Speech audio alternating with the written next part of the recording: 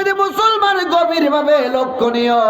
ও আমার বন্ধুরা, আমার ভাইরা, এমন একজন নবী পৃথিবীতে ছিল, এমন একজন প্রেসিডেন্ট পৃথিবীতে ছিল মুসলমানদের ভিতরে, ওই নবী এবং প্রেসিডেন্ট যার কথা বাতাসে শুনত, যার কথা পশু পাখিতে শুনত, যার কথা মানব দানবে শুনত।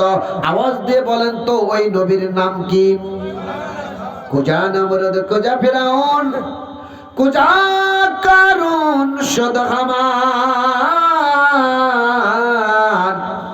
কুজা শৌকতে আজিজ সাহেব, কুজা তকতে সুলাইমান।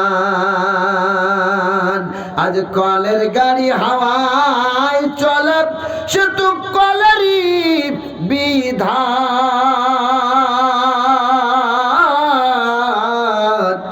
একদিন বিনা কলে হাওয়ায় চলত নবী সুলাইমান, আমরা সেই মুসলমান। ঠিক কিনা বলেন? তৌহিদে মুসলমান এত পাওয়ার ছিল নবী সুলাইমানের। এরপরে আল্লাহর নবী সুলাইমান আলাইহিস সালামের কাছ থেকে আল্লাহ পাক 1 বছর 3 মাসের জন্য পার্লামেন্টটা কেড়ে নিয়েছিল। কোন কারণে, কিসের জন্য, একটু জানার দরকার। কথা বলেন ঠিক না বেঠিক? তাফসীরের ভিতরে দেখেছি আল্লাহর নবী সুলাইমান আলাইহিস সালামের একটা বডিগার্ড ছিল। ওই বডিগার্ডের নাম হলো আসিফ বিন বারখিয়া। এত শক্তি তার দেহে ছিল, 1000 জিন তার সামনে দাঁড়ানোর সাহস পেত না। আল্লাহর নবী সুলাইমান আলাইহিস সালামের একটা দুশমন ছিল, তার নাম সাকরা। এই সাকরা এত কুচক্রী ছিল, সারাক্ষণ নবী সুলাইমানকে দেখতো আর সালাম দিত আর মনে মনে বদদুয়া করত। তার মানে বোঝা যায় সালাম 2 প্রকার। সালাম কয় প্রকার? নেতাকে দেখে 1 প্রকারের সালাম, আসসালামু আলাইকুম নেতা, কিন্তু সরে যাওয়ার পরে গালাগালি, এটা হলো 1 প্রকার। কথা বলেন ঠিক না বেঠিক? সালাম মন থেকে হয়, আবার মন থেকে বদদুয়াও দেওয়া হয়। আমার বন্ধুরা, আমার ভাইরা, আল্লাহর নবী সুলাইমান আলাইহিস সালাম বয়স তখন 22 বছর। খেয়াল করেন, আসার পরে শুনলাম যতজন আব্বাজান আছে তার চেয়ে নাকি আম্মাজানদের সংখ্যা বেশি। এজন্য আম্মাজানদের নিয়ে একটা আলোচনা নিয়েছি, যাতে ওরা আলোচনাটা শুনে হবে খুশি। আম্মাজানদের নিয়ে কিছু কথা বলার দরকার, কারণ 5 তারিখের আগেই ওরা ছিল বাংলাদেশের সরকার। এ কথা কয় না রে। আম্মাজানদের নিয়ে কিছু কথা বলার প্রয়োজন, কারণ আম্মাজানরা এখনো অনেক পরিবারের মহাজন, আর পুরুষ মানুষের ইচ্ছা মতন দেশে কষণ। এবার আওয়াজ দেবে না, কারণ আওয়াজ দিয়ে বাড়ি গিয়ে কষণ খাবে না। আমার বন্ধুরা, আমার ভাইরা, রাগ করবেন না, আসুন আলোচনায় যাই। যে কথা বলতেছিলাম আম্মাজান, আপনারা একটু গল্প গজব বাদ দিয়ে খেয়াল করেন। মজার একটা আলোচনা নিয়েছি, কেন পার্লামেন্ট চলে গেল। আল্লাহর নবী সুলাইমান আলাইহিস সালামের বয়স তখন 22 বছর। মন্ত্রী ক্যাবিনেটের লোকজন নিয়ে উনি বৈঠক করতেছেন। হঠাৎ করে ডাক দেয়, ও মন্ত্রী ক্যাবিনেটের লোকজন, আমার বয়স হয়েছে 22, আমার মনে ইচ্ছা একটা বিয়ে করতে চাই। সবাই খুশি হয়ে জানতে চাই কেমন মেয়েকে আপনি বিয়ে করবেন। আল্লাহর নবী সুলাইমান ডাক দিয়ে বলছে, যে মেয়েটার ভিতরে 4টা গুণ পাওয়া যাবে ওই মেয়েটাকে বিয়ে করতে চাই। একটু আওয়াজ দেন, কয়টা? 1 নাম্বার, মেয়েটা হওয়া লাগবে দিনদার। তাহলে 1 নাম্বার কি দেখা লাগবে? মেয়েটার ভিতরে দিনদারি আছে কিনা, আল্লাহর ভয় আছে কিনা, আল্লাহ ওয়ালা কিনা। 2 নাম্বার, মেয়েটা হওয়া লাগবে সুন্দরী। 3 নাম্বার, মেয়েটা হওয়া লাগবে সুশিক্ষিতা। আর 4 নাম্বার, মেয়েটার বংশমর্যাদা ভালো হওয়া লাগবে। এই 4টা গুণ থাকলে আমি বিয়ে করতে চাই। দেখতে দেখতে 6টা মাস চলে গেছে। মন্ত্রী ক্যাবিনেটের লোকজন নিয়ে আবার যখন নবী সুলাইমান বসলেন, আমার বন্ধুরা সবাই মিলে বলে, নবী সুলাইমান, আমরা 6টা মাস খুঁজে খুঁজে দেখেছি, কিন্তু এই 4টা গুণের অধিকারী মেয়ে খুঁজে পাওয়া বড় দায়। কারণ দিনদারি হলে সুন্দরী হয় না, সুন্দরী হলে দিনদারি থাকে না। কথা কয় না? আল্লাহর নবী সুলাইমান আলাইহিস সালামের মনটা মলিন হয়ে গেল। আরো 6টা মাসের সময় দেওয়া হলো। ও বন্ধুরে খুব খেয়াল করে শোনেন, নবী সুলাইমান আলাইহিস সালামের পার্লামেন্টের দক্ষিণ এলাকা জেলে পল্লী, যারা মাছ শিকার করে, নদীতে মাছ শিকার করে খায়, ওদেরকে জেলে বলা হয়। ওই জেলের ঘরে আল্লাহ পাক এত সুন্দরী এবং দিনদারি একটা মেয়ে দিয়েছিলাম। জেলে বাড়ি দেওয়ার পর গভীর রাতে স্ত্রীর ডাক দিয়ে কয়, স্ত্রী কপাল আমাদের কত খারাপ, আমাদের মেয়েটা সুন্দরী, আমাদের মেয়েটা দিনদারি, আমাদের মেয়েটা চলন বলন সবকিছু ভালো, শিক্ষিত ভালো, কিন্তু একটা জায়গায় বড় অভাব, আমাদের বংশমর্যাদা ভালো না, আমরা জেলে। যদি জেলে না হতাম নবী সুলাইমানের কাছে আমরা বিয়ের প্রস্তাব পাঠাতাম। পাশের ঘরে ছিল মেয়েটা যায় নামাজে, মেয়েটা মনে মনে চিন্তা করতেছে, আর জাব্বুর কিতাব মেয়েটা পড়তে পারত। এই আয়াতটা মেয়েটা চোখের সামনে জলজল করে উঠলো, কুলিল্লাহুম্মা মালিকুল মুলক, সমস্ত ক্ষমতার মালিক আল্লাহ। ওই আল্লাহ যাকে ইচ্ছা সিয়াত দেয়, যাকে ইচ্ছা সিয়াত থেকে নামিয়ে দেয়। মেয়েটা বলে, আল্লাহ রাজার ঘরে তুমি পাঠাও, জেলের ঘরেও তুমি পাঠাও, দুনিয়ার মানুষ যেটা পারে না সেটা তুমি পারো, দুনিয়ার মানুষ যেটা বোঝে না সেটা তুমি বোঝো, ওগো রব, ওগো মালিক। এজন্য দুনিয়ার মানুষের কাছে না, আমি তোমার গোলাম, তোমাকে জানাই আমি নবী সুলাইমানের স্ত্রী হতে চাই। একটু জোরে বলেন না আল্লাহু আকবার। গভীর রাত, আমি আগেই বলেছি, বিজয়ের জন্য রাউন্ড রাউন্ড গোলা বারুদের প্রয়োজন হয় না, অত্যাধুনিক অস্ত্রের প্রয়োজন হয় না। মুসলমানদের বিজয়ের জন্য আছে জায়নামাজ আর চোখের পানি। গভীর রাতে সব দুয়ার যখন বন্ধ হয়, একটা দুয়ারের মালিক তখন ডাক দেয়, কথা কয় না রে ও বন্ধু। মেয়েটা গভীর রাতে আমার রবকে ডাক দিয়ে কয়, আল্লাহ দেব না কখনো তোমার সঙ্গে পাল্লা, রব গো আমি নবী সুলাইমানের স্ত্রী হতে চাই, দুনিয়ার স্বার্থে না, নবীর স্ত্রী হয়ে আমি জান্নাতি হতে চাই। আমার বন্ধুরা, আমার ভাইরা, সকাল হয়ে গেল যখন, সারা রাত চোখের পানি ছেড়ে দিয়ে মেয়েটা কেঁদেছে যাই নামাজে, তখন জেলে মাছ ধরতে রওনা হবে। আব্বার কাছে গিয়ে ডাক দেয়, আব্বা জীবনে কখনো তোমার সামনে দাঁড়াই নাই, আব্বা গো কাল রাতে তুমি আর মা যে গল্প করতেছিলে আমার কানে এসেছে, আব্বা আমাদের পক্ষ থেকে একটা প্রস্তাব নবী সুলাইমানের কাছে পাঠাও। জেলে বলছে, মা রে বামন হয়ে চাঁদ ধরার স্বপ্ন দেখা ভালো না, নবী সুলাইমান যদি জানতে পারবে আমরা এখানেও থাকতে হইতে পারবো না। মেয়েটার কান্না আরো বেড়ে যায়, মেয়েটা জায়নামাজে গিয়ে বসে চোখের পানি ফেলায়। মা দৌড়ে গিয়ে মেয়েটার মাথায় তৈল দিয়ে চুলগুলো আশ্রয় আর মেয়েটার মুখে চুমা দেয়, মা তোর আব্বা যা বলেছে তুই নবী সুলাইমানের কথা ভুলে যা। মেয়েটা বলছে, মা কেমনে ভুলি গো মা, আমি তো নবী সুলাইমানের সঙ্গে জান্নাতি হতে চাই। বন্ধুরা, আমার ভাইরা, ডাকার মতো আল্লাহরে ডাক দিলে আল্লাহ ডাকের সাড়া দেয় কি দেয় না? আরো জোরে বলেন, দেয় কি দেয় না? আরেকটু জোরে আওয়াজ দিয়ে বলেন, দেয় কি দেয় না? গলায় দিয়ে প্রেমের মালা বাড়াইলা কেন দ্বিগুণ জ্বালা রে মাওলা, কাড়িয়া নিসহ বান্দার মন প্রাণ, তুমি কোন বাপ দেশে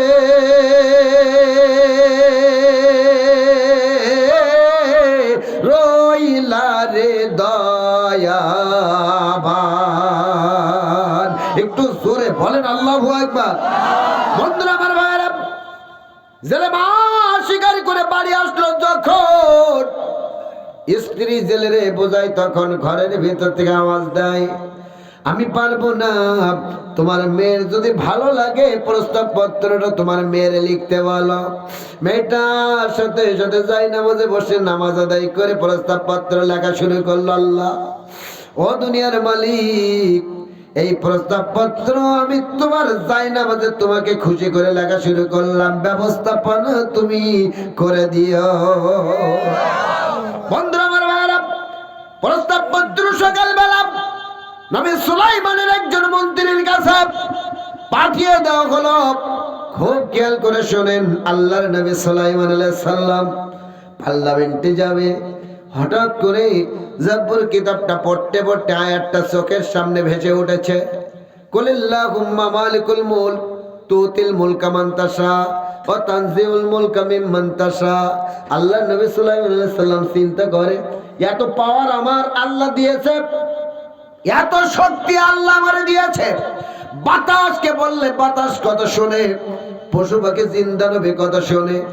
আমার এই পার্লামেন্ট নাকি মুহূর্তের ভিতরে শেষ হয়ে যেতে পারে।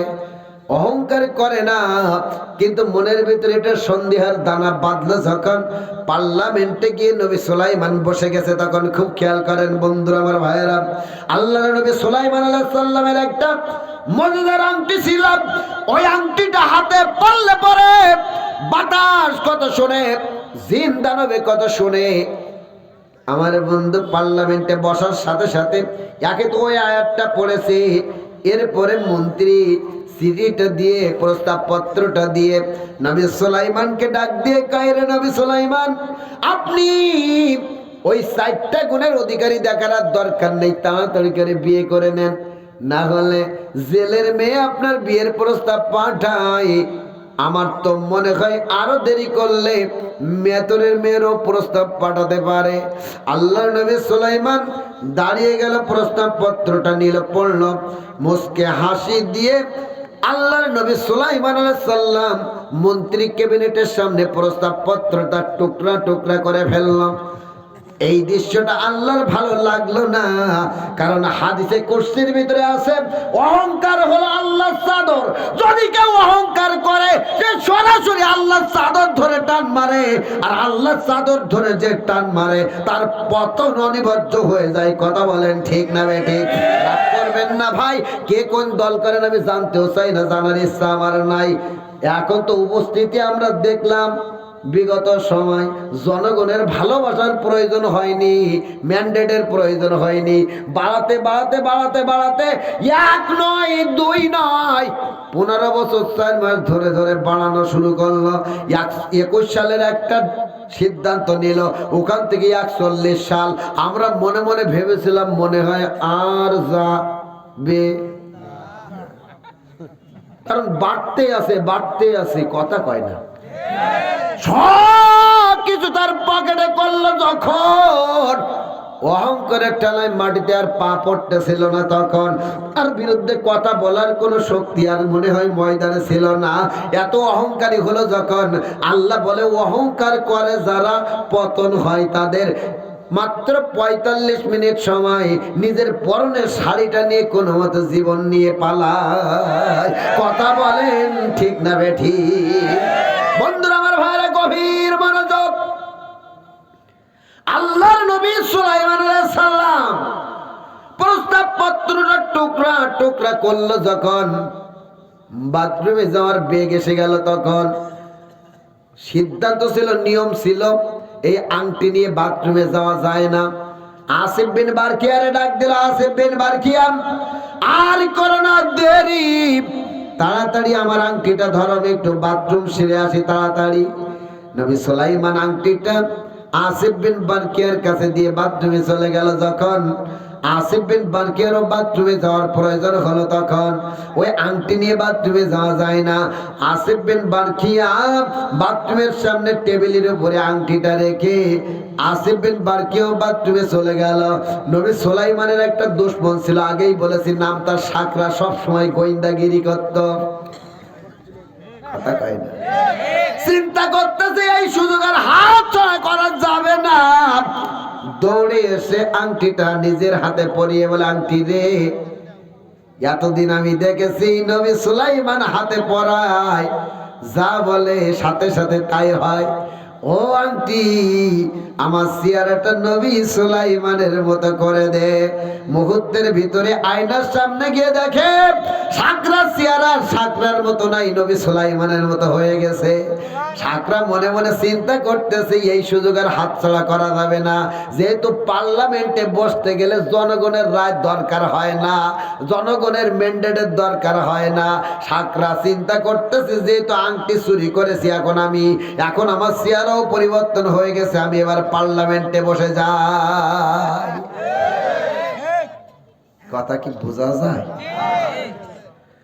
সাকরা নবী সুলাইমানের চেহারা নিয়ে পার্লামেন্টে বসলো, কিন্তু মনে বড় ভয়, আমি তো জনগণের ভালোবাসা নিয়ে পার্লামেন্ট পাই নাই, আমি তো আংটি চুরি করে ক্ষমতায়, সুতরাং আমার মনে বড় ভয়, করি কি উপায়? পার্লামেন্ট টিকিয়ে রাখতে গেলে পথের কাঁটা সরাতে হবে। তাই আমার বন্ধুরা, আমার ভাইয়েরা, এবার সাথে সাথে ঘোষণা দিয়ে দিয়েছে, ও মন্ত্রী ক্যাবিনেটের লোকজন শোনো, এই মাত্র সংবাদ পেয়েছি আমার মতো একটা নকল সুলাইমান বের হয়েছে।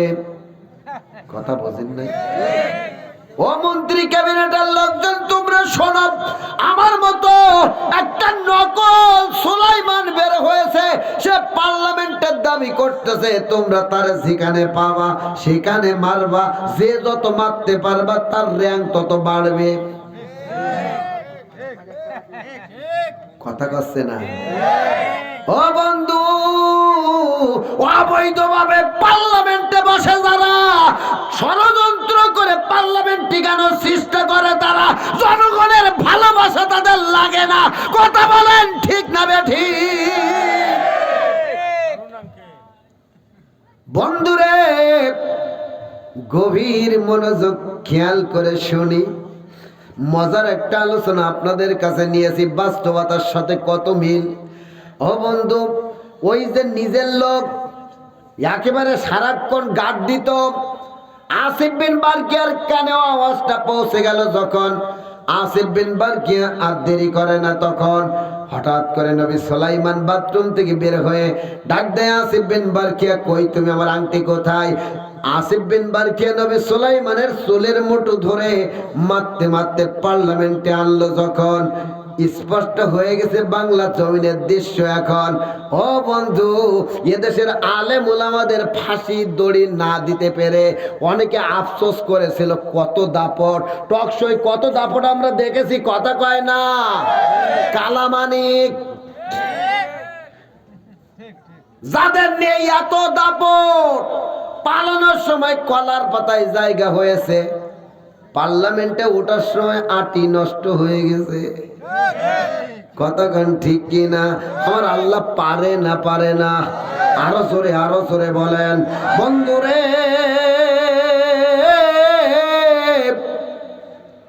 এবার মন্ত্রী ক্যাবিনেটের সবাই মিলে নবী সুলাইমানের সিদ্ধান্ত মনে করে আল্লাহর নবী সুলাইমান রে মারা শুরু করেছে। কারণ ঘোষণা এসেছে, যে যত মারতে পারবে তার পদোন্নতি তত বাড়বে। এজন্য সবাই মিলে মারতে চায়। আমার বন্ধুরা, নবী সুলাইমান চোখের পানি ছেড়ে দিয়ে কান্দে আর কয়, আল্লাহ, একটু আগে কত পাওয়ার আমার ছিল, যা বলতাম তাই হতো, কিন্তু আল্লাহ মুহূর্তের ভিতরে আমাকে একেবারে প্রেসিডেন্টের কাতার থেকে জনতার কাতারে, তারপরে এত নির্যাতিত আমি হচ্ছি। বন্ধুরা, আমার ভাইরা, সাকরাত দেরি করলো না, পথের কাঁটা সরাতে হবে, এই চিন্তা করে সাকরাত নিচে নেমে এসে আল্লাহর নবী সুলাইমানের মুখ বরাবর এত জোরে একটা লাথি মেরেছে, মুহূর্তের ভিতরে নবী সুলাইমান বেহুশ হয়ে গেছে।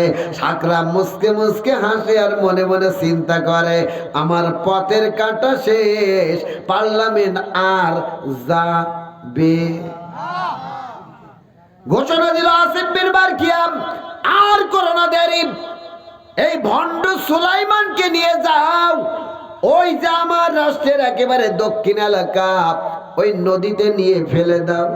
বন্ধুরে কথায় আছে, রাখে আল্লাহ মারে কে। আসিফ বিন বারকিয়া নিয়ে যায় যখন, মনে মনে চিন্তা করতেছে, তখন ভুল করতেছি না আসল করতেছি, সঠিক করতেছি তো বুঝি না, এটাও তো নবী সুলাইমান হতে পারে, পানিতে ফেলে দেব না, নদীর পাড়ে রাখবো, কারণ আল্লাহ যারে বাঁচায় কেউ তার ক্ষতি করতে পারে না। আমার বন্ধুরা গভীর মনোযোগ খেয়াল করেন, জেলে মাছ ধরে বাড়ি আসতেছে যখন, এখন যেমন ডিজিটাল যুগ, মোবাইলের মাধ্যমে কে কোথায় সব কিছু বোঝা যায়, সে সময় নবী সুলাইমান জেলে দেখি নাই, চেনেও না। এত সুন্দর একটা যুবক নদীর পাড়ে ফেলানো, জেলে আর দেরি করলো না, নদীর পানি নিয়া, নদীর পানি নবী সুলাইমানের মুখে মারলো যখন, চোখ খুললো তখন, কিন্তু পরিচয় দিতে পারে না, কারণ হাতে কি নাই, জোরে বলেন। পরিচয় না দিয়ে ডাক দেয়, চাচা আমি বড় অসুস্থ, আপনার বাড়ির মেহমান হতে চাই। জেলে আর করলো না দেরি, জেলে নবী সুলাইমানরা নিয়ে বাড়ি যায়। স্ত্রীরা ডাক দেখে, স্ত্রী আমাদের বাড়ি মেহমান এসেছে, খবরদার খবরদার মেহমানের সঙ্গে খারাপ আচরণ করবা না। বন্ধুরে দেখতে দেখতে এক নয় দুই নয় তিনটা দিন পার হয়ে গেল যখন, 3 দিন পরে জেলের এত বরকত আল্লাহ দিয়েছিল, তখন জেলের জালে এত মাছ পড়েছে, একটা ট্রলার থেকে 7টা ট্রলারের মালিক আল্লাহ জেলেরে বানালো। তখন আল্লাহর নবী সুলাইমান আলাইহিস সালাম মনে মনে চিন্তা করে, জায়গা তো পেয়েছি, কিন্তু এই জায়গা 3 দিন হয়ে গেছে, এখন আমি সুস্থ, যদি আমার না রাখে আমি করি কি উপায়, আল্লাহর কাছে সিজদা দিয়ে আল্লাহরে জানাই। বন্ধুরে এরপরে সকালবেলা জেলে মাছ ধরতে যাওয়ার আগে স্ত্রীরে ডাক দিয়ে কয়, স্ত্রী এখন আমার 7টা ট্রলার হয়ে গেছে, 7টা ট্রলারে 7টা জালের ব্যবস্থা হয়েছে, আমার একটা বিশ্বস্ত কর্মচারীর দরকার। স্ত্রী বলছে, আমাদের বাড়ির মেহমান যে আছে প্রস্তাব দিতে পারেন। আল্লাহু আকবার বলেন। জেলে গিয়ে প্রস্তাব দিল যখন, নবী সুলাইমান আল্লাহু আকবার বলে জেলের বাড়ির কর্মচারী হিসেবে থাকা শুরু করলো। তখন ওদিকে জেলের বাড়ির কর্মচারী নবী সুলাইমান থাক, দেখি সাকরা অবৈধভাবে আংটি চুরি করে ক্ষমতার ঠিকানার জন্য কি ব্যবস্থা করেছিল জানার দরকার আছে না নাই? আমার বন্ধুরা, আমার ভাইরা, সাকরা মনে মনে চিন্তা করতেছে, আমার এই পার্লামেন্ট টিকে রাখতে গেলে আমার একার বুদ্ধিতে হবে না, ইসলামের দুশমন যারা মাঝে মধ্যে ইসলামের দুশমনদের নিয়ে গোপন বৈঠক মাঝে মধ্যে করে, তারা কথা কোন ঠিক কিনা? আল্লাহর নবী সুলাইমান আলাইহিস সালামকে বিদায় করে সাকরা এবার চিন্তা করতেছে, গোপন বৈঠক করব, তবে নবী সুলাইমানের আপন লোক দিয়ে না। চোরে কিন্তু চোর চেনে, নবী সুলাইমানের দুশমন ছিল যারা, তাদেরকে জেল থেকে মুক্ত করল। নবী সুলাইমান তোমাদেরকে জেলখানায় বন্দি করেছিল, আমি কিন্তু নবী সুলাইমান না, আমার নাম সাকরা, আমি তোমাদের বন্ধু বানাতে চাই, আর এই পার্লামেন্ট টিকানোর জন্য একটু সিদ্ধান্ত চাই। তারা সবাই মিলে বড় খুশি হয়ে 6টা সিদ্ধান্ত দিয়েছিল। একটু জোরে বলেন কয়টা? আরো জোরে বলেন কয়টা? বন্ধুরা আমার ভাইরা, তারা 6টা সিদ্ধান্ত দিয়েছিল। এই পার্লামেন্ট যদি টিকাতে হয় 6টা কাজ করা লাগবে, 6টা কর্মসূচি বাস্তবায়ন করা লাগবে। তাওহীদে মুসলমান 1 নাম্বার তারা বুদ্ধি দিয়েছিল, পার্লামেন্ট টিকাতে গেলে এদেশের শিক্ষা ব্যবস্থা থেকে ইসলাম শিক্ষা তুলে দিতে হবে। সাকরা বলতেছে, ইসলাম শিক্ষা তুলে দেওয়ার সাথে পার্লামেন্টের টিকে থাকার সম্পর্ক কি? তারা বলল, ইসলাম শিক্ষায় শিক্ষিত হয় যারা, অন্যায় দেখলে সাথে সাথে প্রতিবাদের নামে তারা। সুতরাং শিক্ষা ব্যবস্থা থেকে ইসলাম শিক্ষা তুলে দিতে হবে। বন্ধুরে কেউ রাগ করবেন না, বিগত সময় আমি একজন শিক্ষক, প্রথম যখন কলেজে ঢুকেছিলাম আমার সাবজেক্ট হিন্দুরা পর্যন্ত নিত ইসলাম শিক্ষা নাম্বার বেশি পাওয়ার জন্য, কিন্তু এমন কায়দায় গুচ্ছ আকারে তৈরি করেছে এখন ছাত্র পাওয়া দায়। রাগ করবেন না ভাই, শিক্ষা ব্যবস্থা কিভাবে ধ্বংস করেছে একটু জানার দরকার আছে না নাই? মাদ্রাসায় যারা শিক্ষকতা করে, আমি আপনাদের খেদমতে বলতে চাই, মাদ্রাসায় কি ঢোল তবলা হারমোনিয়াম বাজানো হয়? হয়। কিন্তু মাদ্রাসার ক্লাস 7 এর সামাজিক বিজ্ঞান বইয়ের পাতায় পাতায় ঢোল তবলা হারমোনিয়ামের ছবি কারা দিয়েছিল? কথা কচ্ছে না, কথা কয় না। এই কথা বললে কিছু মুসলমানের সন্তানের মুখ কালো হয়। আজকে এরা মুসলমান কথা বলেন? মাদ্রাসার শিক্ষা ব্যবস্থায় ঢোল তাবলা হারমোনিয়াম যারা ঢোকালো এরা কি মুসলমান? আর এদের সমর্থন যারা করে এরাও মুসলমান হতে পারে না। আমি আপনাদের কাছে জানতে চাই, ভুল বুঝবেন না। এখন তো উপস্থিতি মাদ্রাসায় যে সমস্ত ছাত্রীরা যায়, এরা কি হাফ প্যান্ট পরে যায়? কথা বলেন যায়? কিন্তু মাদ্রাসার শিক্ষা ব্যবস্থার মাদ্রাসার বইয়ের ভিতরে হাফ প্যান্ট পরা মেয়েদের ছবি যারা ঢোকালো, স্পষ্ট হয়ে গেছে এরা মুসলমান নামধারী, এরা মুসলমান নামধারী, এরা ইসলামের চূড়ান্ত দুশমন। আওয়াজ দিয়ে বলেন ঠিক না বেঠিক? শিক্ষা ব্যবস্থায় শরীফ শরীফার গল্প ভালো কিছু ছিল না? রাগ হচ্ছে? কিছু করার নাই। তৌহিদে মুসলমান গভীর মনোযোগ। তাহলে 1 নাম্বার শিক্ষা ব্যবস্থা ধ্বংস করা, বোঝা গেছে? 2 নাম্বার, খুব খেয়াল করেন এবার, ও বন্ধু, সিদ্ধান্ত দিয়ে দিচ্ছে ইমানদারদের দোয়া যাতে আরশে আজিম পর্যন্ত না পৌঁছায়। ওই আমি আগেই বলেছি, মুসলমানদের অত্যাধুনিক অস্ত্রের প্রয়োজন হয় না, রাউন্ড রাউন্ড গোলা বারুদের প্রয়োজন হয় না। মুসলমানদের অস্ত্র হলো যায় নামাজ আর চোখের পানি। কথা কয় না? এই দোয়াটা যাতে আল্লাহর দরবারে না পৌঁছায়, তার জন্য নারীদেরকে বেপর্দায় করে রাস্তায় নামাতে হবে। সাকরা বলছে হেতু বুঝলাম না। বলি হেতু হলো এই, ইমানদার যত ইমানদার হোক না কেন, বেপর্দার নারীর সঙ্গে যখন চোখাচোখি হবে, নামাজি ব্যক্তি নামাজে যাচ্ছে, হাতে তসবিহ আছে, বেপর্দার নারীর সঙ্গে চোখে চোখ মিলে সিজদা দিতে যাবে যখন, একবার হলেও কল্পনায় ভাসি উঠবে, তখন ওই ইবাদত আল্লাহ কবুল করবে। শুধু তাই না, ঠিক আছে তো, আইনজীবী নিয়ে বসছি তো পাশে, ভয় লাগে ভাগে ভাগে। ও ভয় না, ও ভয় ইনশাল্লাহ কাটিয়ে গেছে। ও চিন্তা করতে হবে না, হাতের এটা নেই, আঙুল একটা ফেলাই দিয়েছিল, এটা সাইড দিয়ে কাটা, ও চিন্তা করা লাগবে না। ভয় বলতে আইনজীবীরা কখন আইনের মার পাশে কথা বলি বসে, রাগ হচ্ছে।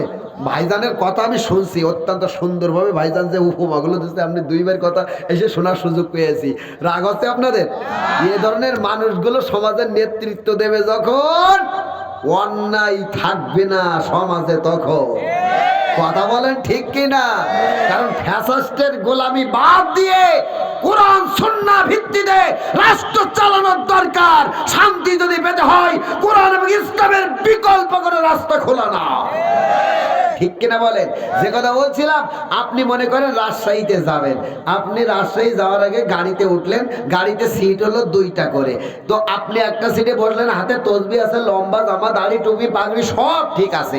আপনি সুবহানাল্লাহ পড়তে পড়তে গাড়িতে উঠলেন, যখন একটা সিটে গিয়ে বসলেন, তখন অন্য সিটগুলো সব বুক, আপনার সিটটা খালি। একটা ডিজিটাল আম্মাজান উঠলো, হাফ প্যান্ট পরা, প্যান্ট শার্ট পরা, পিঠের দিকে একেবারে কিছু নেই, মনে হয় ফুটবল খেলার মাঠ। চিন্তা করতে যে সব সিট খালি, এই সিটটা যেহেতু সব সিট বুক, এই সিটটা খালি, বসি। আপনি হুজুর মানুষ চিন্তা করতেছেন ইমান বাঁচানো দায়, আপনি সত্যি সত্যি জানলা দিয়ে পড়বেন, তারপর আপনার ঠেলাঠেলি বন্ধ হবে না।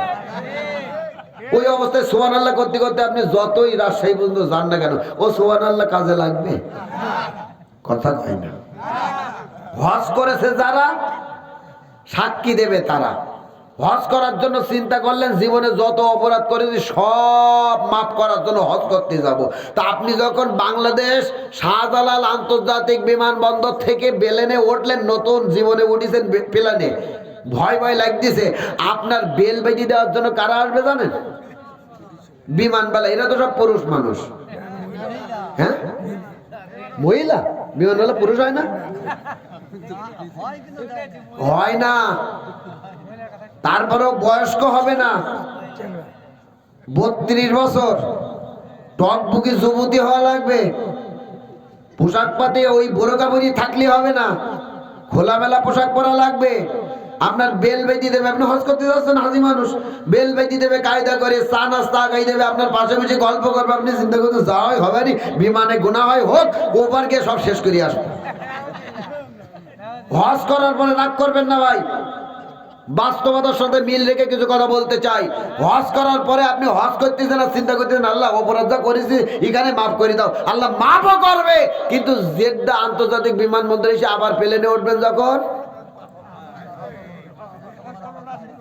কথা কি বোঝা যাচ্ছে?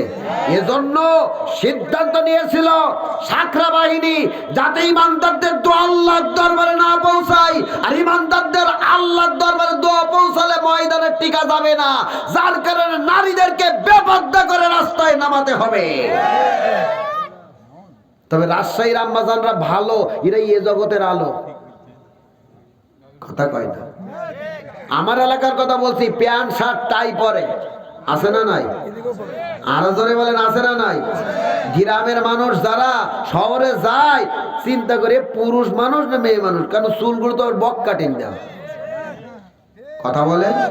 আধুনিক সমাজে নারীরা জোরদার, নেতাগিরি চলে বটে, লেশ নেই পর্দার, ফুল প্যান্ট হাফ প্যান্ট পরে যে বের হয়, পুরুষ না মহিলা বোঝা বড় দায়, হায় রে পুরুষ না মহিলা বোঝা বড় দায়, কথা বলেন ঠিক না বেঠিক?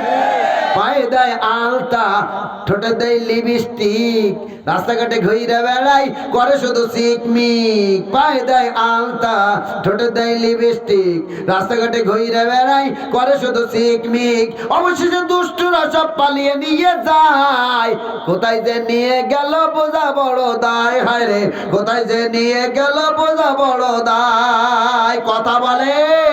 এখান থেকে কিছু দূর জেলার নাম দিনাজপুর, ওখানে আছে বিরামপুর, তার মাঝখানে স্বপ্নপুর, কথা কয় না। মগামগি যায়, বাদাম ফাটায় আর খায়। আমি বেশি নিচে নামতে পারবো না ভাই, রাত গভীর তো। তো যে কথা বলতে চাই, সাকরা বাহিনী সিদ্ধান্ত নিয়েছিল ইমানদারদের দোয়া যাতে আল্লাহর দরবারে না পৌঁছায়, এজন্য নারীদেরকে বেপরদায় নামানো। তৌহিদে মুসলমান আমরা দেখি এখনো মুরব্বী যারা, দাদি নানি যারা রাস্তা দিয়ে যায়, যখন এমন ঢিলে ঢেলা বোরকা পরে যায়, পুরুষ মানুষ দেখলে সাইড দিতে দিতে দিতে দিতে একেবারে রাস্তা সাইডে যায়, কথা বলেন।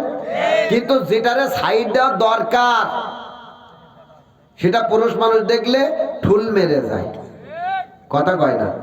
আচ্ছা আপনারা বলেন, এই রাজশাহীবাসী আপনারা একটা আওয়াজ দেন, আপনারা বড় গাছে ঘেরা দেন না ছোট গাছে? এই উল্টো কেন যুগ এখন? আসলে যুগটা উল্টে গেছে ভাই, এখন ধানের চেয়ে বিচুলির দাম বেশি, জামার চেয়ে মাঝে মধ্যে দেখি গেঞ্জি ঝুল বেশি, চুলের চেয়ে চুল কাটার ডিজাইন বেশি, অনেক সময় নজরে পড়ে জামার চেয়ে শ্বশুরের চেয়ে জামাইয়ের বয়স বেশি, কথা কচ্ছে না, কথা কয় না। রাস্তায় গাড়ি চলে, গাড়ির নাম গেট লক, অধিকাংশ জায়গায় গাড়ির গেট থেকে ফাঁক। রাস্তায় গাড়ি চলে, গাড়ির নাম দুরুতি, মাঝে মধ্যে ওই গাড়ি নেয় শুধু বিরতি, কথা বলেন। ঢাকার কিছু জায়গা আছে, জায়গার সাথে নামের মিল আমি খুঁজে পাই না। একটা জায়গার নাম মহাখালী, খালি জায়গা আছে, নাম কি? মহাখালী। জায়গার নাম কলা বাগান। আমি চিন্তা করলাম কত কলা গাছ আছে তা ঠিক নেই, কিন্তু কলা গাছই নাই, জায়গার নাম কি? কলা বাগান। জায়গার নাম আরামবাগ, অশান্তির আগুন দাও দাও করে জ্বলছে, জায়গার নাম কি? আরামবাগ। তো যে কথা বলছে ভাই, যুগটা পাল্টে গেছে, এখন বড় গাছে আর ঘেরার প্রয়োজন না,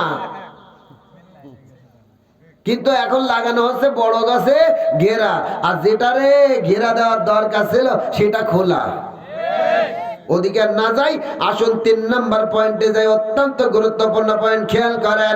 ও তৌহিদি মুসলমান, সাকরা বাহিনী বলতেছে যদি পার্লামেন্ট টিকিয়ে রাখতে হয়, কারণ ওই পার্লামেন্ট কিন্তু তুমি জনগণের ভালোবাসা নিয়ে নাও নাই, আংটি চুরি করে তুমি পার্লামেন্টে বসেছ, সুতরাং তোমার কাজ হলো এমন একটা গোয়েন্দা বিভাগ তোমার বানানো লাগবে, তারা তন্ন তন্ন করে খুঁজবে, তন্ন তন্ন করে খুঁজে দেখবে কোন সেক্টরে দুর্নীতি নাই, যে সেক্টরে কোনো দুর্নীতি হয় না, ওই মানুষটা আল্লাহওয়ালা সৎ, তারে বাধ্যতামূলক অবসরে পাঠানো লাগবে। আর না হলে রোগের নাম করে তারে বিদেশে চিকিৎসার জন্য পাঠিয়ে দেওয়া লাগবে, কথা কচ্ছে না। সাকরা ডাক দিয়ে কই হেতু বুঝলাম না। বলে হেতু হলো এই, আল্লাহওয়ালা মানুষগুলো কখনো দুর্নীতি করবে না আর দুর্নীতির সাথে জড়িয়ে থাকবে না। সুতরাং যত দুর্নীতি তুমি করবা পার্লামেন্টে বসে, ওই মানুষগুলো তোমার বিরোধিতা করবে। এই চান্স দেওয়া যাবে না, এই সুযোগ দেওয়া যাবে না। ও বন্ধুরে, একটু বিবেচনা করেন, একটু খেয়াল করেন, অন্তর দিয়ে কথাগুলো শোনেন। বাংলার জমিনে এমন দৃশ্য ঘটেছিল কি নাম? প্রধান সেনা প্রধান হওয়ার দরকার ছিল কার? ওই মানুষটারে বাধ্যতামূলক অবসরে পাঠিয়ে আয়না করে বন্দি করা হয়েছিল। কথা বলেন ঠিক কিনা? একেবারে যোগ্যতা নাই, তারপর নিজের দলের লোক হওয়ার কারণে বড় চেয়ার পায়। কথা বলে না। এখানে কে যেন বলছিল হাউন আঙ্কেল, আচ্ছা যোগ্যতা আছে বলে, কিন্তু চেয়ার কি ডিবি বড়দা? কারণ যে যত মাতৃ পারবে তার তত বড় পদ। কথা বলেন ঠিক কিনা? জনগণের রায় নিয়ে এই কথা বললে কিছু মানুষের মুখ কালো হবে, এটা আমি জানি, কিন্তু কিছু করার নাই। 5 তারিখের আগে আপনারা কি করেছেন এগুলো জনগণ দেখিছে। আর আইনজীবীরা তো ভালো জানে, এক একজনের নামে 18-19টা করে মামলা। কথা বলে মন খুলে কিছু কথা বলার দরকার। তৌহিদে মুসলমান সাকরার সিদ্ধান্ত, যে সমস্ত সেক্টরে দুর্নীতি নাই ওই সেক্টরের মানুষগুলো আল্লাহওয়ালা। আর আল্লাহওয়ালা মানুষ হয় তারা অন্যায়ের সঙ্গে আপোষ করে না তারা। এজন্য তাদের বাধ্যতামূলক অবসরে দিতে হবে। না শুনতে চাইলে রোগের নাম করে একেবারে বিদেশে পাঠাতে হবে। আমার দেশের এক সময়ের একজন বিচারপতি ছিল, যখন তারে বলতেছে তোমার এই সই করা লাগবে, বলছে আমি পারবো না। বলে তাহলে তোমার রোগ হয়েছে? বলে কি রোগ? বলে ক্যান্সার। বলে ভগবান, আমার যে ক্যান্সার হয়েছে সেটা তো আমি জানি না। কথা বলে ও বন্ধু আমার ভাইরা। এরপরে আসেন 4 নাম্বার, অত্যন্ত গুরুত্বপূর্ণ। এবার পয়েন্ট একটু খেয়াল করেন। 4 নাম্বার পয়েন্ট, সাকরা সিদ্ধান্ত দিচ্ছে সাকরা বাহিনী গোয়েন্দা বিভাগ দিয়ে সমস্ত এলাকা তন্ন তন্ন করে খুঁজে দেখতে হবে কোন মানুষটা আপনার বিপক্ষে। ওই মানুষটার রিপোর্ট পেশ করা লাগবে।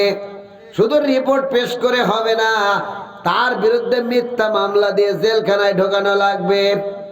এটাও হবে না, প্রয়োজন যদি হয় বাছাই করে কিছু মানুষকে দুনিয়া থেকে সরানো লাগবে। এটাও হবে না, তাদের নাগরিকত্ব ক্যান্সেল করে দেশ থেকে বের করা লাগবে। আমার বন্ধুরা, কথাটা আমার না, আল্লাহ পাক এটা কোরআনে কারিমের ভিতরে নোট করে জানিয়ে দিয়েছে। আপনি যখন কোরআনের সঠিক দাওয়াত দেবেন, ইসলামের সঠিক দাওয়াত দেবেন, কাফের বেঈমানেরা আপনার বিরুদ্ধে 3টা ষড়যন্ত্র করবে। একটু জোরে বলেন কয়টা? আরো জোরে বলেন কয়টা? আল্লাহ পাক বলেন বিকাল্লাযীনা কাফারু লিইসবিতুকা আও ইয়াকতুলুকা আও ইখরিজুকা ওয়া ইয়ামকুরুনা ওয়া ইয়ামকুরুল্লাহ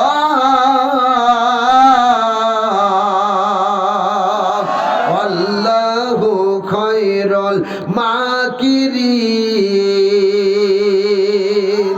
আপনি যখন কোরআনের সঠিক দাওয়াত দেবেন, ইসলামের সঠিক দাওয়াত দেবেন, ও তৌহিদি মুসলমান, আপনার বিরুদ্ধে 3টা ষড়যন্ত্র হবে। 1 নাম্বার ষড়যন্ত্র, আপনার বিরুদ্ধে মিথ্যা মামলা দিয়ে আপনাদের জেলখানায় ঢোকাবে। কিছু মানুষ জেলখানায় যায়, আর কিছু মুসল্লি তসবি নিয়ে চায়ের দোকানে ফজর নামাজের পরে কয় অপরাধ না করলে আর মার খায়। আমি আপনাদের কাছে বলতে চাই, আমার রাসূলের কি অপরাধ ছিল? 3.5 বছর রাসূলকে জেলখানায় কেন যাওয়া লাগলো? কথা বলে না। তাহলে 1 নাম্বার কাফেরদের পরিকল্পনা। ইসলামের সঠিক দাওয়াত দিলে মিথ্যা মামলা দিবে। কথা বলে না, জেলখানায় ঢোকাবে, এতেও তাদের তৃপ্তি হবে না, মন ভরবে না। তাওহীদে মুসলমান গভীর ভাবে লক্ষণীয়, এতেও তাদের মন ভরবে না, জ্বালা মেটবে না। যাদের কথাই ময়দানে মানুষ নামতে পারে, ওই সমস্ত মানুষদেরকে মিথ্যা মামলা দিয়ে ও এক তুলোকা তাদের শুলে চড়াবে, ফাঁসির দড়িতে ঝোলাবে। এতেও যদি ব্যর্থ হয়, চিকিৎসার নাম করে ভুল ইনজেকশন পুশ করে পৃথিবী থেকে বিদায় করে দিবে। কথা কি বোঝা যাচ্ছে?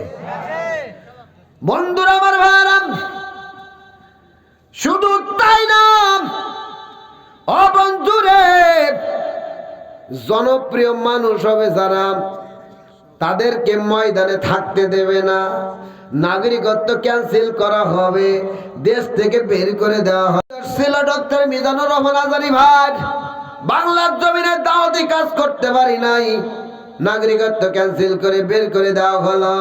কিন্তু এমন কথা আমরা মাঝে মধ্যে বলতাম আর শুনতাম, দিন এমন আসবে বাঘের মতো সিংহের মতো মিজান আবার বাংলার জমিনে ফিরবে। আওয়াজ দিয়ে বলেন ঠিক না বেঠিক?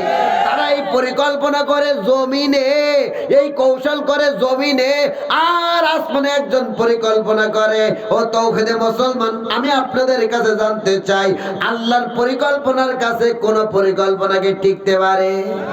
আল্লাহ পাকের জন্য তো জানিয়ে দিয়েছে, ইউরিদুনা লিতুফিউ নূরাল্লাহি বিআফওয়াহিহিম ওয়াল্লাহু মুতিম্মু নূরিহি ওয়ালাউ কারিহাল কাফিরুন।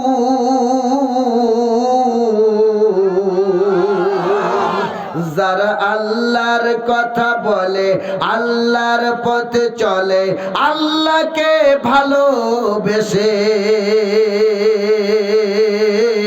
সপেছে জীবন, তাদের কিসের ভয়, কি করে পরাজয়, শহীদি তামান্নাতে নাচে তার মন। ঠিক কিনা বলেন?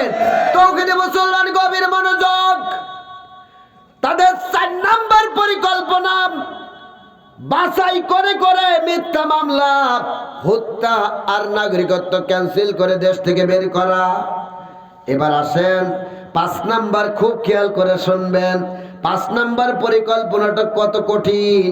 সিদ্ধান্ত দিয়েছে এমনি এমনি কিন্তু আপনার পক্ষে লোক থাকবে না, আমিও থাকবো না, আমার বন্ধু বান্ধবও থাকবে না।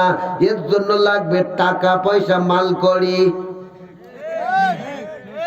আসবে কোথা থেকে? সাকরা প্রশ্ন করলো যখন, তারা সিদ্ধান্ত দিয়েছিল জনগণের উপরে ট্যাক্স ধার্য করা লাগবে। কথা কয় না? জনগণের ট্যাক্সের টাকা বেশি করে নিতে হবে, আর ওটা আমাদের দিতে হবে, যাতে আমরা গাড়ি পাই, বাড়ি পাই, মাঝে মধ্যে বড় বড় বোতল পাই, আবার এই বাংলার টাকা নিয়ে বেগম পাড়ায় বাড়ি বানাতে পারি। আওয়াজ দিয়ে বলেন ঠিক না বেঠিক? এমনি এমনি দল করব না, এমনি এমনি চলবো না। জনগণের ট্যাক্সের টাকা বাড়াতে হবে, প্রয়োজনে না দিতে চাইলে জোর করা লাগবে, জোর করে টাকা বাড়িয়ে আমাদের দেওয়া লাগবে। এর জন্য মাঝে মধ্যে বুদ্ধি পাওয়া যাবে, এ বুদ্ধি এত সস্তা না। কথা কি বোঝা যাচ্ছে? ও বন্ধু, এবার আসেন সর্বশেষ পরিকল্পনা, খুব খেয়াল করে শোনেন। ময়দানের নামে কারা? ছাত্র আর যুবক হয় যারা, যুবকদের হাতে নিশা ধরিয়ে দিতে হবে। ওই সময়ের নিশা ছিল বোতল, ওই সময়ের নিশা ছিল এইভাবে কি গাঁজা। আমার বন্ধুরা ওদিকে আর যাব না, কিন্তু আমরা দেখলাম, রাগ করবেন না, বাংলার যুবকদের হাতে যে নেশা এখন ধরিয়ে দিয়েছে, এ নেশার নাম হলো ঠেলা ঠেলি নেশা। স্কুলে পড়ে, কলেজে পড়ে, বইয়ের পাতায় আর মন নাই, সারাক্ষণ শুধু ঠেলে আর ঠেলে। রাস্তা দিয়ে যখন যাই, অনেকে গাড়ি চালাচ্ছে, তাও ঠেলতে আছে, ঠেলতে আছে। ওর নাম মোবাইল। কথা কচ্ছে না? যুবকরা ওই তালে থাকবে, দেশের 12টা বেজে যাবে, এদিকে খেয়াল করবে না। এই নেশা ধরিয়ে দিতে পারলে আমার বন্ধুরা এই 6টা পরিকল্পনা করে রাষ্ট্র চালাচ্ছিল যখন, জনগণ কিন্তু ভালো ছিল না তখন। খুব খেয়াল করেন, বড় ঘটনা সংক্ষেপে টান দিচ্ছে এখন। আমার বন্ধুরা, আমার ভাইরা, যে কথা বলতে যাচ্ছিলাম, দেখতে দেখতে 1 বছর 2 মাস 25 দিন পার হয়ে গেছে। কয়দিনের জন্য পার্লামেন্ট কেড়ে নেওয়া হয়েছিল? 3 মাস। 1 বছর 3 মাস, তার মানে 25 দিন পার, আর আছে মাত্র 5 দিন। 5 দিনে রস হবে। আর কিছুক্ষণ সময় দেবেন? আলোচনা কি চলবে? আলোচনার পক্ষে কারা একটা 2 জবর নারাই তাকবীর। আমার বন্ধুরা, আমার ভাইরা, 1 বছর 2 মাস 25 দিন পার হয়ে গেছে যখন, জেলে ডাক দিয়েছে তার স্ত্রী রে। তখন স্ত্রী রে, এখন আমাদের টাকা পয়সার অভাব নাই, তবে মেয়েটা তো ভালো জায়গায় বিয়ে দিতে চাই। স্ত্রী বলছে, স্বামী মন খারাপ করো না তুমি। স্বামী গো, আমাদের বাড়িতে কর্মচারী এত সুন্দর একদিন আমি দেখতে পেয়েছি, চেহারাটা এত সুন্দর, এত ভদ্র একটা ছেলে। আমাদের মেয়েটা যদি ওই ছেলের সঙ্গে বিয়ে দেওয়া যায়, আমাদের অন্য কোনো সন্তান তো নাই, ছেলেরও ছেলে থাকবে, মেয়েরও মেয়ে থাকবে। জেলে বলছে, স্ত্রী তুই আমার মনের কথা বলেছিস। সকাল হলো যখন আল্লাহর নবী সুলাইমানকে ডাক দিল, তখন, যুবক তুমি তো আমার বাড়ির কর্মচারী, এতদিন আমার বাড়িতে আসো। যুবক রে, আমি তোমাকে একটা প্রস্তাব দিতে চাই, আমার একটা মেয়ে আছে, ওই মেয়েটার সঙ্গে বিয়ে দিতে চাই। আল্লাহর নবী সুলাইমান অবাক হয়ে ডাক দেয়, চাচা আপনার মেয়ে আছে, কোথায় থাকে সে? বলে আমার বাড়ি। বলে আমার বাড়িতে থাকে? বলে আপনার বাড়ি যদি থাকে, এই 1 বছর 2 মাস 25 দিন আমি একদিনও তার চেহারা দেখতে পেলাম না। জেলে ডাক দিয়ে কয়, আমার মেয়ে অত্যন্ত ধার্মিক, পরপুরুষের সামনে বের হয় না, আল্লাহ করে, আল্লাহ আল্লাহ করে। আল্লাহ নবী সুলাইমান আলাইহিস সালাম রাজি হয়ে গেল যখন, ডাক দিল তখন স্ত্রী রে, আল্লাহর স্ত্রী রে, যুবকটা রাজি হয়ে গেছে, এখন মেয়েটা রাজি করার দরকার।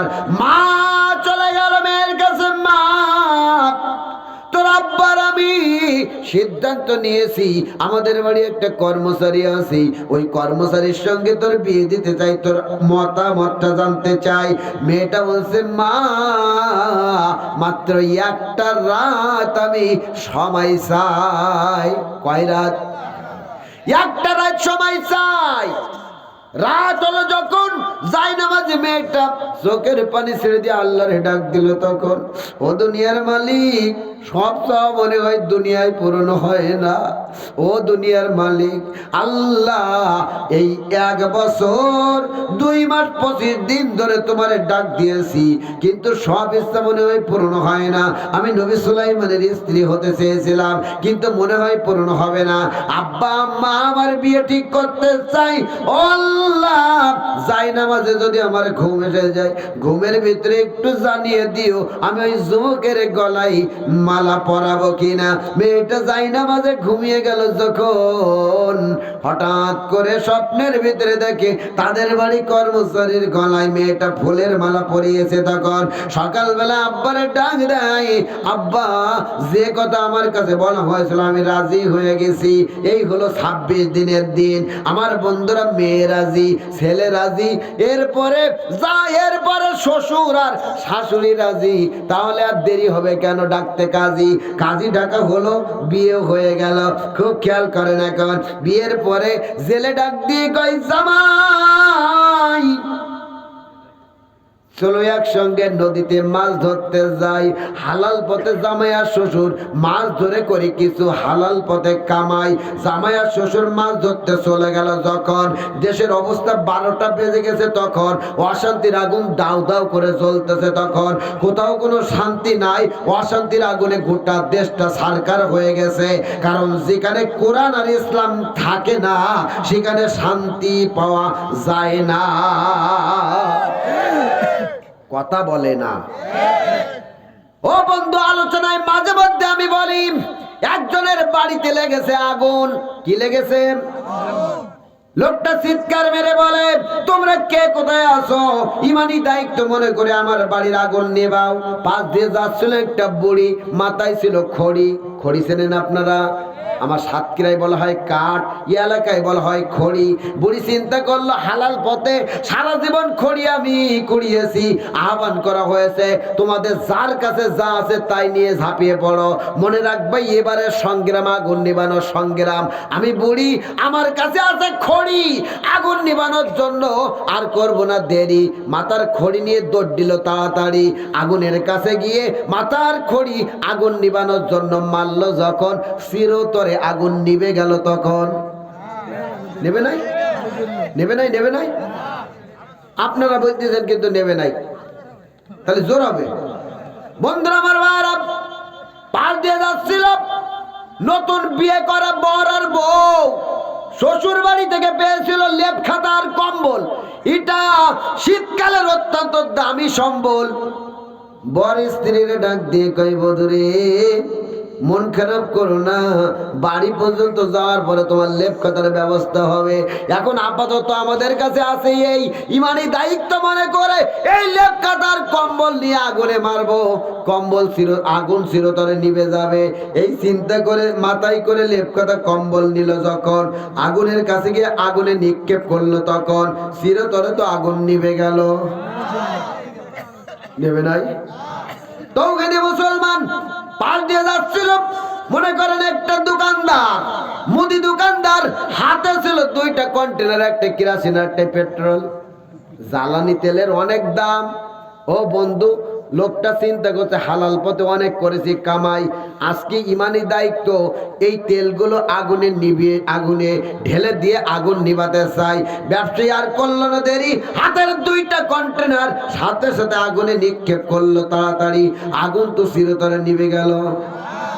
বন্ধুরে, আগুন নেভানোর জন্য আগুনের উপরে খড়ি মারলো, যখন ধূপ করে আগুনটা জ্বলে উঠলো, তখন লেপ খেতা মারলো, যখন আরো আগুনের গতি বেড়ে গেল, তখন আগুন নেভানোর জন্য রে বন্ধু কেরোসিন আর পেট্রোল মারলো, যখন দাউ দাউ করে আগুন জ্বলে উঠলো, তখন পাশে ছিল এক মুরব্বী ডাক দিয়ে কয়, ও ডিজিটাল যুগের ডিজিটাল পাগলরা, তোমরা কি কিছুই জানো না?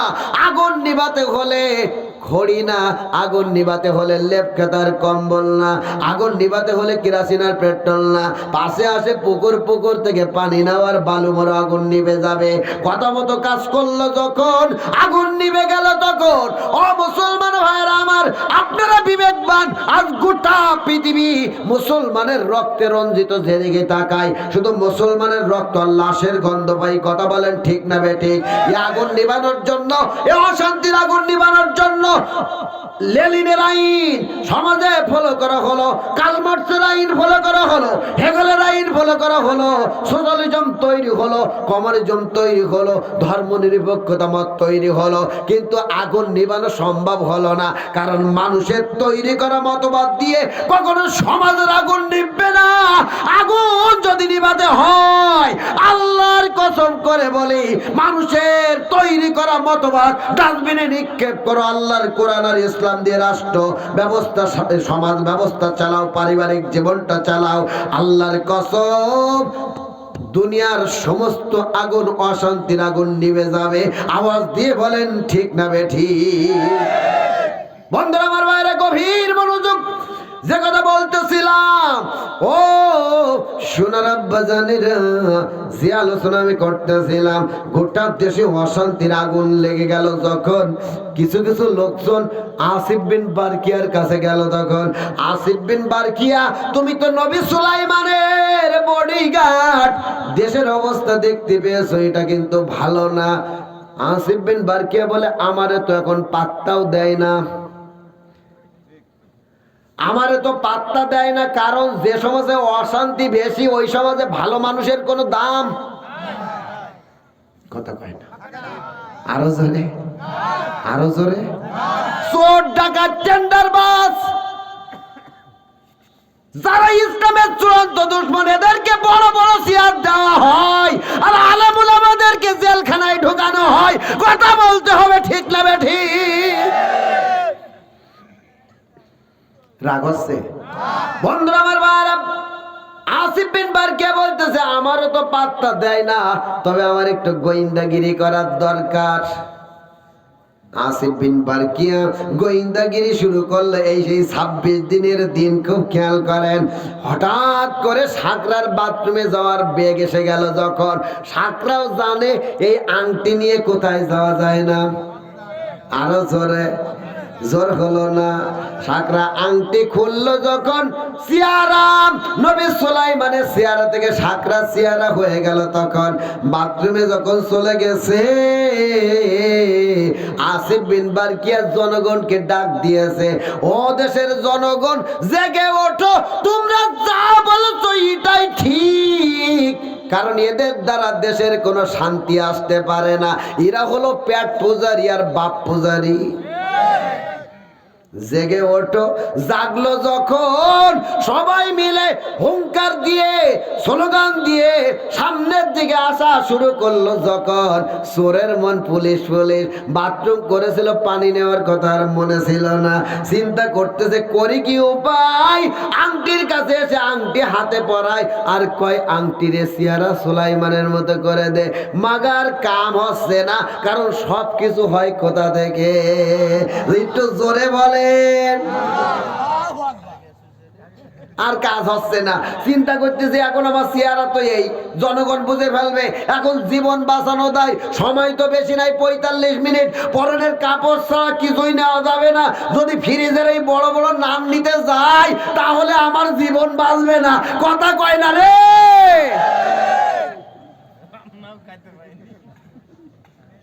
রাগ আছে? একটু বাস্তবের সাথে মিলে গেলে কিছু করার নেই ভাই। কারণ যুগে যুগে যারা ফ্যাসিস্ট, যারা সন্ত্রাসী হয়েছে, তাদের পতন এই কায়দায় হয়েছে। আপনারা ইতিহাস পড়ে দেখেন, তাফসীর দেখেন, ফিরাউনের ইতিহাস, আপনারা নমরুদের ইতিহাস দেখেন। বড় কিছু লাগে নাই, ন্যাংরা বসা আল্লাহ এমন কায়দায় সেট করেছে, সে পর্যন্ত নমরুদ ডাক দেয়, মার রে জুতার বাড়ি মার। যত মারে তত শান্তি ভাই, মারতে মারতে মাথা ফেটে যায়। কথা কয় না? আমার বন্ধুরা, আমার ভাইরা, যে আলোচনা করতেছিলাম, দৌড় তো দৌড়, সাকরা দৌড় দেয়, আসিফ বিন বারকিয়া দৌড় দেয়, জনগণ দৌড় দেয়। দৌড়াতে দৌড়াতে দৌড়াতে দৌড়াতে ওই যে নদী, নদীর পাড়ে গিয়ে চিন্তা করে এখন নদী পার হবো কেমনে। এখন তোর মাগার কাজ হচ্ছে না, দাঁড়িয়ে গেছে। আর চিন্তা করছে আংটি আর রাখবো না। আংটি খুলে নদীতে মারলো যখন, আল্লাহর ইচ্ছায় নদীর একটা বড় মাছ আংটিটা গিলে ফেলেছে। তখন ও সোনার আব্বাজান, আংটি গিলে ফেললো যখন, ওই আংটির হজম হচ্ছে না মাছের। তখন উগলিও দিতে পারতেছে না, পেটের যন্ত্রণায় মাছ এদিকে ওদিকে দৌড়ায়। আর ছোট মাছগুলো মনে মনে চিন্তা করে, মনে হয় আমাদের শিকার করার জন্য আসতেছে, তাই ছোট মাছও দৌড়ায়। দৌড়াতে দৌড়াতে জামাইয়া শ্বশুর জাল পেতেছিল যেখানে, এই বড় মাছটাও ছোট মাছ জালে ধাক্কা দিয়েছিল সেখানে। আল্লাহর নবী সুলাইমান আলাইহিস সালামের শ্বশুর জেলে ডাক দিয়ে কয়, জামাই মাছ এত বেশি ঘা দিয়েছে জালে, আর করোনা দেরি, জাল টান মারো তাড়াতাড়ি। যদি জাল টান না মারা হয়, জাল কিন্তু থাকবে না। জামাই শ্বশুর মিলে জাল তুললো যখন, কিতাবের ভিতরে এসেছে একদিনের মাছ বিক্রি করে 7টা থেকে 70টা ট্রলারের মালিক আল্লাহ পাক জেলের বানিয়ে দিয়েছিল। তখন জেলে মনে মনে চিন্তা করে, আল্লাহ আমার অনেক কিছু দিয়েছে, আজকের এই বড় মাছটার বিক্রি হবে না। যেহেতু জামাই আর শ্বশুর আমার মেয়ের সঙ্গে বিয়ে হয়েছে, আমার জামাই, আমি এই মাছটা মেয়ের কাছে দেব। ডাক দিয়ে বলবো, মা রে, দেওয়ার মতো কিছুই নাই, তবে একটা কথা শোন রে মা, আজকের এই বড় মাছটা নিজে করবি, নিজে ভুনা করবি, আর বাসর রাতে স্বামীরে খুশি করার জন্য এই মাছের ভুনা নিয়ে যাবি। সাকরা ধরা খেল, সাকরারে ফিরিয়ে আনা হলো, জেলখানায় সাকরারে বন্দি করা হলো। কি পরিণতি হয়েছে জানার দরকার আছে না নাই? একটু জোরে বলেন আছে না নাই? এবার ছেলে মাছটা নিয়ে মেয়ের কাছে যায়, মেয়েকে ডাক দিয়ে কয়, মা রে, তোর আম্মার কাছে মাছটা দেব না, তোর কাছে দিতে চাই। এই মাছটা তুই নিজে কুটবি, নিজে ভুনা করে তোর স্বামীকে খুশি করার জন্য তুই বাসর রাতে নিয়ে যাবি। আমার বন্ধুরা, আমার ভাইরা, মেয়েটা কত বেশি আল্লাহওয়ালা ছিল। আমার আল্লাহ কোরআনে কারিমে নোট করে দিয়েছে, ও দুনিয়ার মানুষ, তোমরা যখন আমার নিয়ামত পেয়ে আমার শুকরিয়া আদায় করবা, তোমাদের নিয়ামত রাজি আমি আল্লাহ বাড়িয়ে দেব। ওয়াদা জোরে বলেন কার? এজন্য বন্ধুরা, আমার ভাইরা, 5 তারিখের পরে যে স্বাধীনতা আমরা পেয়েছি, এর চেয়ে বড় নিয়ামত বাংলার জমিনের জন্য আর কিছু হতে পারে না। এজন্য মারামারি কাটাকাটি না, দলাদলি হানাহানি না, আমরা মিলে মিশে থেকে ওই আল্লাহর সিজদা দিতে চাই। কথা বলেন ঠিক না বেঠিক? বন্ধুরা, আমার ভাইরা, মেয়ে শুকরিয়া আদায় করে অস্ত্র ধরে বটির গলায়, বটি যখন মাছের গলায় লাগায়, হঠাৎ করে আংটিটা ঝলমল করে এসে পড়েছে। তাই আম্মাজানরা একটু খেয়াল করেন, জেলের মেয়ে স্বামীর ভক্ত কত বেশি ছিল, স্বামীকে কত বেশি ভালোবাসতে চায়। আমার দেশের আম্মাজানরা হলে আংটিটা কায়দা করে সরাই, কিন্তু জেলের মেয়ে চিন্তা করতে, আল্লাহ তুমি তো ব্যবস্থা করে দিয়েছো, এই আংটি স্বামীর হাতে পরাইয়া আমি স্বামীরে খুশি করতে চাই। বন্ধুরা, আমার ভাইরা, এবার মাছ বোনা শেষ হয়ে গেছে, আংটি নিয়ে রাতের বেলা জেলের মেয়ে 2টা যায় নামাজ নিয়ে বাসর রাতে রওনা হলো। যখন আল্লাহর নবী সুলাইমান আলাইহিস সালাম খাটের উপরে বসা, তখন দরজা বন্ধ করে ডাক দেয়, স্বামী, আজকে আমাদের বাসর রাত, আসেন। ওই আল্লাহর কুদরতি পায়ে 2 রাকাত নামাজ পড়ে সিজদা দিয়ে আমরা স্বামী আর স্ত্রী খাটের উপরে বসে যাই। আল্লাহর নবী সুলাইমান আলাইহিস সালামের চোখ দিয়ে টপ টপ করে পানি পড়ে। আমি একজন নবী মানুষ, আল্লাহ তুমি আমার স্ত্রীরা নেককার স্ত্রী বানিয়ে দিয়েছো। একসঙ্গে নামাজ আদায় করে যাই নামাজের সামনাসামনি বসলো। যখন আল্লাহর নবী সুলাইমান আলাইহিস সালাম একটা প্রশ্ন করেছিল মাত্র বাসর রাতে, তখন এই প্রশ্নটা যারা বিয়ে করেছে মনে হয় তারাও করেছিল, সামনে যারা বিয়ে করবে তারাও করবে।